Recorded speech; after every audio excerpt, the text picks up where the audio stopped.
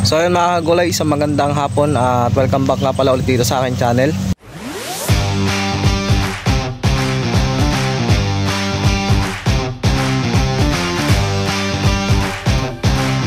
So ngayon update ko lang po kayo dito sa aking tanim na Emerald Star. So 49 days po siya ngayong araw. At bukas madaling araw magha-harvest na po kami. Unang harvest dito sa sitaw. At papakita ko po sa inyo yung sitaw ko ngayon na inuna kong tinanim. So 3 kilos po ito na Emerald Star. Ayan. So meron kasi nagtatanong sa akin mga kagulay kung ano daw ba yung aking ginagamit sa leaf miner. So kalimitan kasi sa sitaw kasi nakikita yon. So ito kasi makikita nyo, ayan, makikita nyo na makinis naman yung aking sitawan. Wala po kayong makikitang guhit ng leaf miner.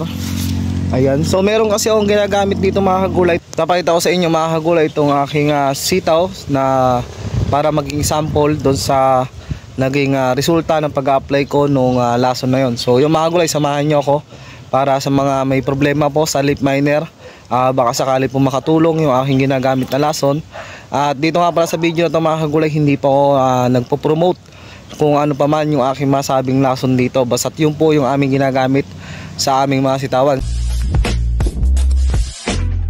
So ngayon nga mga kagulay, dito tayo sa may aking Emerald Star. So papakita ko sa inyo yung aking sitaw. Ayan. So madami na po siyang pansit at meron na rin po siyang mga pwede nang harvestin. So unang harvest namin bukas ng madaling araw. So nag-video na ako ngayon.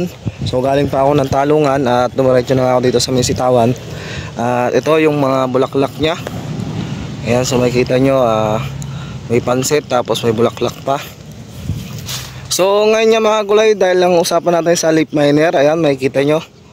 So sasabihin ko muna sa inyo yung aking ginagamit na abono dito sa mga meron pong tanim na sitaw. Ang ginagamit ko po dito ng abono ay 1620. Tapos sa lason na mga kagulay, ginagamit yung mga lason dito ay unang-una yung Magnum. Ayan. So yan po yung aking ginagamit dito.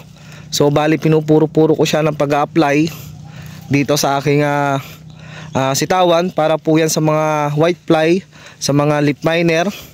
Tapos ang halo nun mga kagulay, nahaluan ko po ito siya ng LD. So yung LD po yung aking ginagamit sa talungan. Pang white fly naman po yan mga kagulay, pang white fly din. So inahalo ko po doon. Isa pa pong aking ginagamit na lason ay yung pong C.